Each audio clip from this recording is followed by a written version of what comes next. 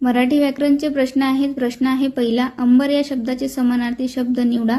तर ऑप्शन आहेत अवकाश, आकाश, अंतराळ आणि वरील सर्व. उत्तर आहे वरील सर्व. प्रश्न क्रमांक 2, विरुद्धार्थी शब्द कोणता? रणशूरचा विरुद्धार्थी शब्द, त्याच्यासाठी ऑप्शन आहेत रणशादूर, रणवीर, रणधीर आणि रणभिरू. तर याचं उत्तर आहे रणभिरू. प्रश्न क्रमांक 3, अक्षर या शब्दाला विरुद्धार्थी शब्द कोणता? तर याचे पर्याय आहेत क्षर, साक्षर, शब्द आणि निरक्षर. तर अक्षर या शब्दाचा विरुद्धार्थी शब्द आहे क्षर. प्रश्न क्रमांक 4, बोलणारा व ऐकणारा यांना जोडणारा पूल म्हणजे? तर याचे ऑप्शन आहेत पुस्तक, भाषा, भावना आणि लेखन.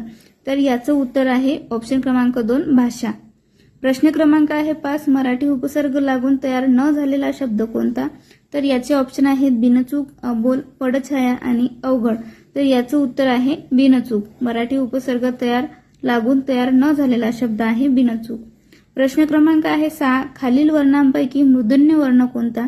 तर याचे ऑप्शन आहेत ग, ज, ढ आणि च. तर याचा मूर्धन्य वर्ण हा ड हा वर्ण आहे, ढ.